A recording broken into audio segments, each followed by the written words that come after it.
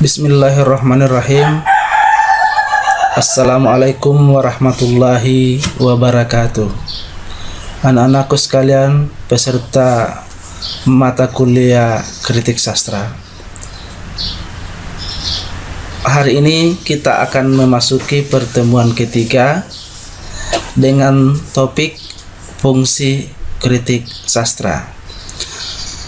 Pada dua pertemuan sebelumnya, kita sudah mempelajari mengenai pengantar ke arah kritik sastra yang mencakup pengertian kritik sastra, sejarah perkembangan kritik sastra, kemudian ruang lingkup kajian kritik sastra.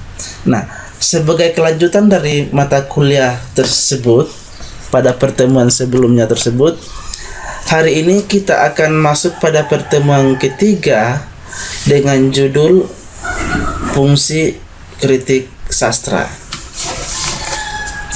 Sebagaimana biasanya pada awal perkuliahan akan dikemukakan beberapa hal. Yang pertama adalah ruang lingkup materi, dan yang kedua adalah sasaran pembelajaran. Adapun ruang lingkup materi untuk hari ini ada tiga. Yang pertama adalah fungsi kritik sastra bagi pembaca. Yang kedua, fungsi kritik sastra bagi pengarang. Dan yang ketiga adalah fungsi kritik sastra bagi perkembangan kesusastraan. Inilah tiga hal yang menjadi cakupan atau ruang lingkup materi untuk pertemuan kita kali ini. Jadi fungsi kritik sastra bagi pembaca, fungsi kritik sastra bagi pengarang, dan fungsi kritik sastra bagi perkembangan kesusastraan.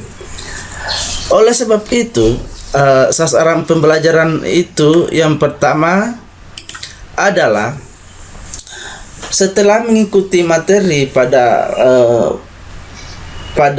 pembelajaran ini, yang pertama adalah mahasiswa diharapkan akan mampu menguraikan fungsi kritik sastra bagi pembaca. Jadi dengan materi ini mahasiswa akan mampu menjelaskan, akan mampu menguraikan apa yang menjadi fungsi kritik sastra bagi pembaca. Jadi ini adalah sasaran yang pertama. Yang kedua, dengan materi ini mahasiswa diharapkan akan mampu menguraikan fungsi kritik sastra bagi pengarang. Jadi mahasiswa diharapkan akan mampu menguraikan fungsi kritik sastra bagi pengarang. Dan yang terakhir, yang ketiga, dengan materi ini mahasiswa diharapkan akan mampu menguraikan fungsi kritik sastra bagi perkembangan sastra itu sendiri. Jadi inilah tiga hal yang menjadi sasaran pembelajaran kita pada hari ini. Baiklah, mari kita masuk pada materi untuk lebih memaksimalkan hasil pembelajaran. Ya, sebagaimana dikemukakan tadi bahwa ruang lingkup materi mencakup fungsi kritik sastra bagi pembaca, yang salah satunya adalah ini. Maka dalam kajian sastra atau dalam mata kuliah kritik sastra, ternyata manfaat kritik sastra itu bisa dibagi menjadi tiga bagian. Yang pertama adalah kritik sastra berfungsi bagi pembaca itu sendiri. Yang kedua, berfungsi bagi pengarang, dan yang ketiga berfungsi bagi perkembangan karya sastra. Nah, mari kita lihat apa yang menjadi fungsi kritik sastra bagi pembaca. Kita lihat di sini. Yang pertama adalah dengan adanya kritik sastra, maka diharapkan akan membantu para pembaca di dalam memahami karya sastra. Sebagaimana kita ketahui bahwa karya sastra merupakan karya yang berbeda dengan karya ilmiah. Meskipun karya sastra juga menggunakan bahasa, kata-kata atau perangkat-perangkat linguistik yang sama dengan karya-karya ilmiah, akan tetapi karya sastra memiliki perbedaan. Karena kenapa? Karena karya sastra itu merupakan menggunakan sistem tanda lapis kedua. Artinya karya sastra itu tidak bisa dipahami secara langsung berdasarkan formalisme atau aturan-aturan linguistik biasa, karena dia merupakan sistem tanda lapis kedua. Jadi dia itu multi interpretable atau harus bersifat taksa makna. Jadi dia memiliki makna yang tidak langsung. Jadi misalnya untuk memahami puisi atau membaca puisi, kita tidak bisa memaknainya secara langsung berdasarkan kata-kata yang terdapat di dalam karya tersebut.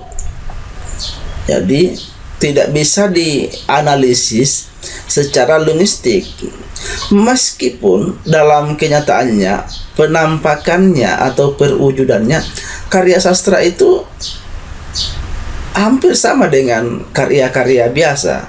Nah, tapi karya sastra adalah sistem tanda lapis kedua. Oleh sebab itu, diperlukan sebuah sarana untuk bisa mengungkap, untuk bisa mengangkat makna yang tersembunyi di dalam karya sastra tersebut.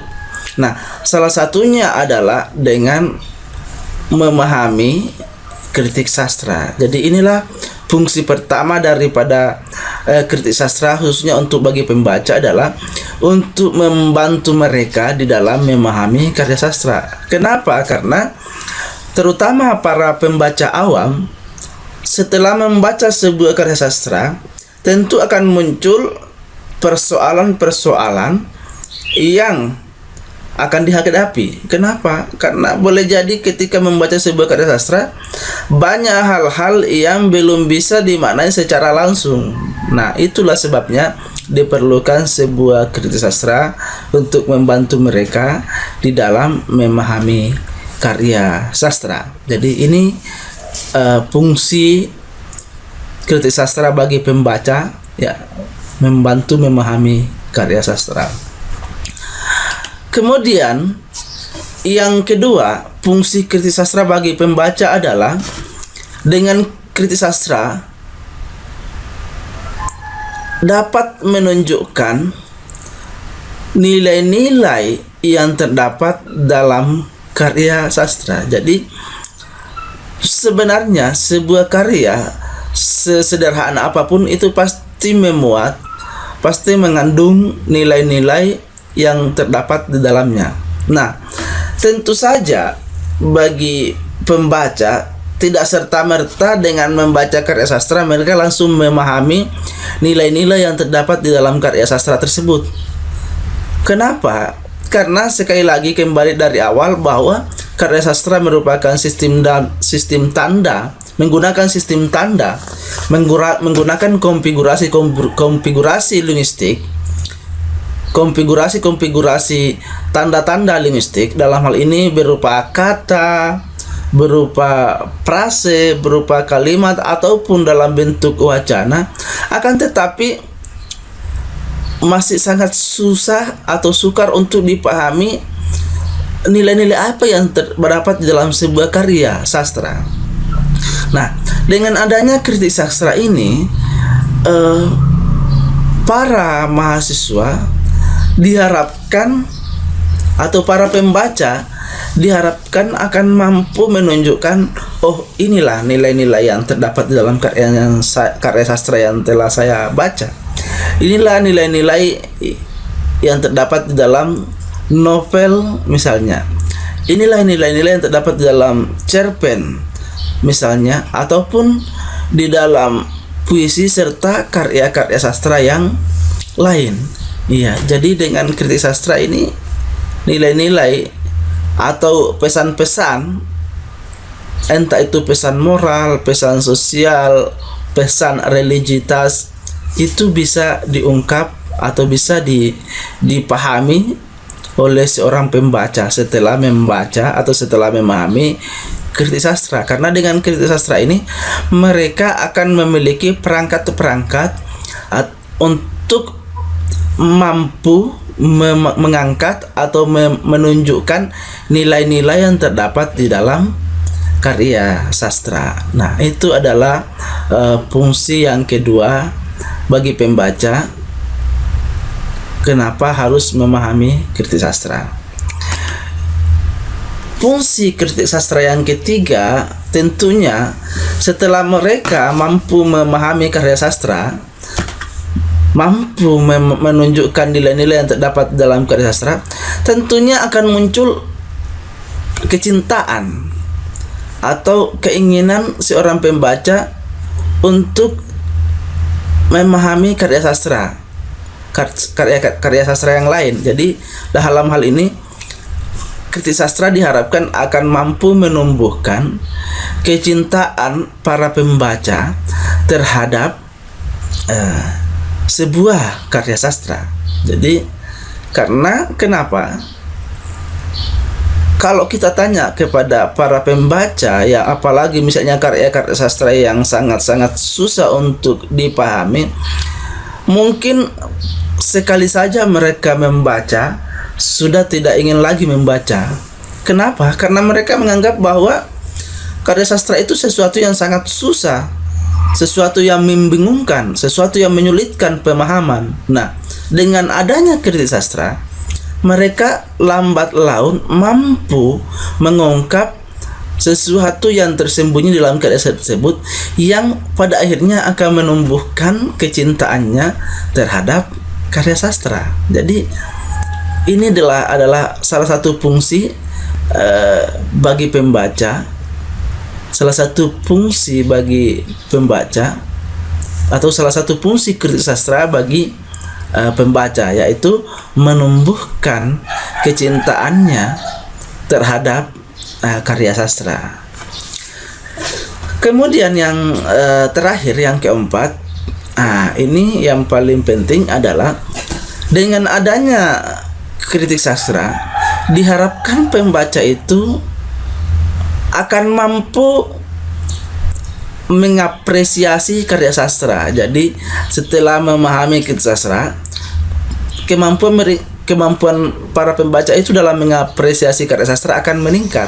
Jadi kemampuan para pembaca di dalam mengapresiasi karya sastra akan meningkat, lambat laun akan meningkat. Jadi kalau kita misalnya melihat terutama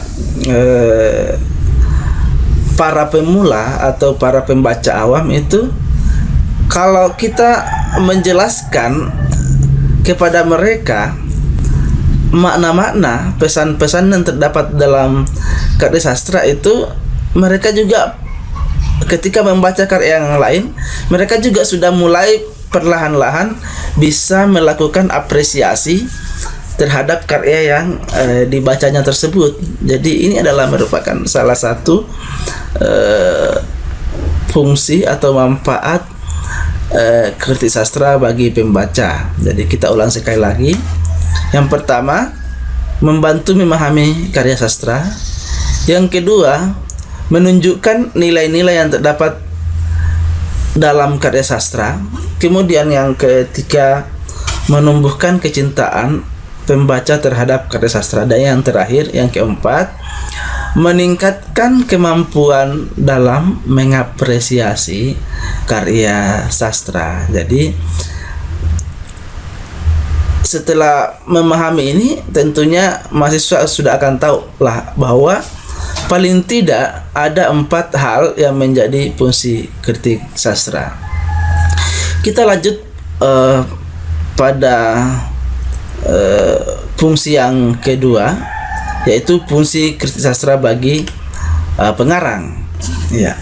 Jadi sebagaimana dengan pembaca tadi, ternyata kritik sastra juga itu berfungsi bagi seorang pengarang. Jadi kritik sastra tidak hanya berfungsi untuk para pembaca, akan tetapi juga sangat berfungsi bagi seorang pengarang. Jadi pengarang pun membutuhkan kritik sastra. Nah, adapun fungsi kritik sastra bagi pengarang, yang pertama adalah sebagai sarana untuk meningkatkan motivasi mengarang atau menulis. Ya. Kenapa? Karena setelah karya yang dibuatnya dibaca oleh orang, dibaca oleh para pembaca, dan para pembaca tersebut atau para kritikus memberikan tanggapan, memberikan apresiasi terhadap karya yang dikarang atau ditulis oleh seorang pengarang, tentunya akan semakin menyadarkan penulis akan kekurangan dan kelemahannya. Jadi akan jelaslah bagi penulis akan kekurangan dan kelemahan daripada tulisannya atau daripada karyanya. Nah, karena kelemahan dan kekurangan itu sudah tersingkap, sudah dikemukakan oleh para pembaca ataupun oleh para kritikus, tentunya hal tersebut akan memotivasi penulis atau pengarang untuk memperbaiki, untuk memaksimalkan tulisannya pada masa yang akan datang. Jadi kalau ada sebuah karya yang sudah sering dibaca oleh para pembaca atau terutama para kritikus, itu sangat membantu sekali kepada pengarang. Ya, jadi mungkin seorang pembaca atau kritikus akan mengemukakan bahwa yang menjadi sebenarnya misalnya sebuah karya ini bagus, akan tetapi pada aspek-aspek tertentu mungkin dari segi cara penulisan, cara pengungkapan, kemudian tema serta hal-hal lain itu masih ada yang kurang. Nah, kekurangan-kekurangan tersebut itulah yang akan dikemukakan oleh para pembaca atau kritikus tersebut, yang pada akhirnya akan menyadarkan penulis, oh ternyata perlu memperbaiki bagian-bagian yang masih kurang tersebut. Dan pada bagian-bagian yang sudah dianggap bagus tentunya akan tetap dilanjutkan, akan tetap lebih diperbaiki lagi. Ya, ini adalah merupakan fungsi kritik sastra bagi pengarang. Ya, fungsi pertamanya adalah sebagai sarana untuk meningkatkan motivasinya di dalam menulis. Nah, yang kedua, fungsi kritik sastra bagi pengarang adalah sebagai sarana untuk memperluas wawasan dalam kepengarangan atau dalam kepenulisannya. Jadi setelah banyak pembaca, banyak kritikus memberikan tanggapan atau kritikan terhadap karyanya, tentunya akan memunculkan motivasi-motivasi baru untuk memperluas wawasan dalam kepengarangan selanjutnya. Jadi mungkin setelah dibaca itu akan muncul saran-saran dari pembaca atau saran-saran dari kritikus supaya di masa-masa yang akan datang tulisan itu diperbaiki, tulisan itu diberikan wawasan yang lebih luas lagi. Jadi sehingga boleh jadi seorang yang hanya ketika dalam membuat karya sastra hanya monoton pada satu hal, setelah karyanya dikritik, itu boleh jadi seorang pengarang itu akan memperluas aspek-aspek yang terdapat dalam tulisannya. Jadi tidak lagi monoton pada satu aspek saja, tapi diperluas dalam aspek-aspek yang lain, tentunya berdasarkan kritik atau saran dari para pembaca, terutama para kritikus. Jadi yang kedua adalah sebagai sarana untuk memperluas wawasan dalam kepengarangan atau kepenulisan.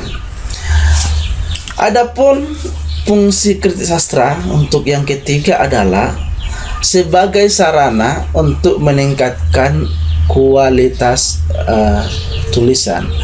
Jadi ya, setelah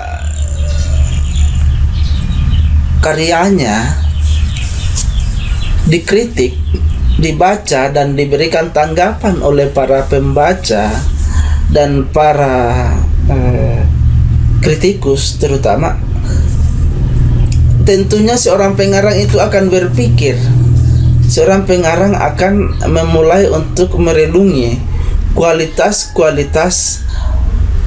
tulisannya itu. Nah, setelah diungkapkan, ternyata masih banyak kekurangan-kekurangan yang masih perlu diperbaiki. Nah, dengan adanya hasil kritikan, hasil tanggapan atau apresiasi tersebut, tentunya kualitas tulisannya pada karya-karya yang akan datang akan lebih baik lagi, akan lebih bagus lagi. Jadi itu adalah fungsi kritik sastra bagi pengarang. Jadi kita ulang sekali lagi. Jadi fungsi kritik sastra bagi pengarang yang pertama adalah sebagai sarana untuk meningkatkan motivasi di dalam menulis, ya. Yang kedua sebagai sarana untuk memperluas wawasan dalam kepengarangan, dan yang ketiga sebagai sarana untuk meningkatkan kualitas tulisan. Nah, ini adalah fungsi kritik sastra bagi pengarang. Nah, sebagaimana dikemukakan di awal tadi bahwa fungsi kritik sastra juga ternyata berfungsi untuk perkembangan kesusastraan itu sendiri. Iya, jadi yang ketiga ini adalah fungsi kritik sastra bagi perkembangan sastra. Jadi tidak bisa dipungkiri bahwa ketika minat orang untuk membaca karya sastra yang dibarengi dengan kritikan-kritikan atau apresiasi terhadap karya-karya yang sudah beredar, itu tentunya akan berpengaruh secara langsung bagi perkembangan sastra. Iya, jadi tidak bisa dipungkiri. Jadi kalau misalnya di dalam tradisi literatur itu sebuah karya tidak pernah dikritik, karya-karya yang beredar itu dijual begitu saja tanpa ada tanggapan, tanpa ada kritikan, tentunya perkembangan sastra tidak akan terjadi, karena sesungguhnya perkembangan sastra itu tergantung kepada minat, tergantung kepada apresiasi dari masyarakat.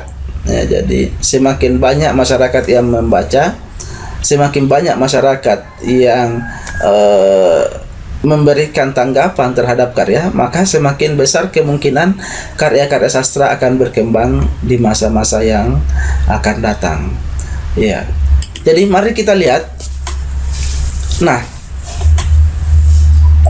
fungsi kritik sastra bagi perkembangan sastra yang pertama, setelah kritik sastra ini, setelah dibuat sebuah kritikan terhadap karya-karya yang sudah ada itu, tentunya akan mendorong laju perkembangan sastra, baik secara kualitatif dari segi kualitas maupun dari segi kuantitatif. Jadi dari segi jumlah dan dari segi kualitas.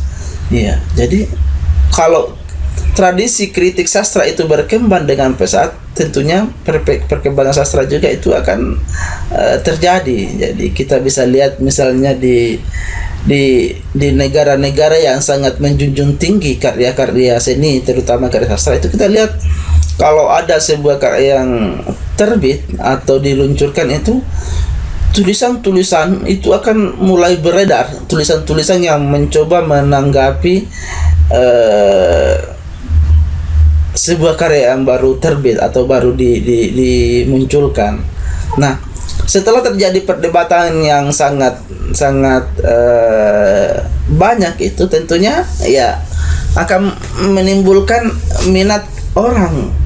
Jadi misalnya fenomena karya sastra yang baru terbit misalnya, itu kita bisa lihat kalau karya itu tidak dikritik sama sekali oleh para pembaca, dia akan hilang begitu saja, dan tidak akan membangkitkan semangat. Tapi kalau ada sebuah karya tiba-tiba monumental misalnya, tiba-tiba ada muncul sebuah karya yang genrenya sangat-sangat baru misalnya, atau dia memuat hal-hal yang sebelumnya tidak ditemukan dalam karya-karya sastra, tentunya itu akan membuat masyarakat itu menjadi sangat antusias untuk memberikan tanggapannya sendiri.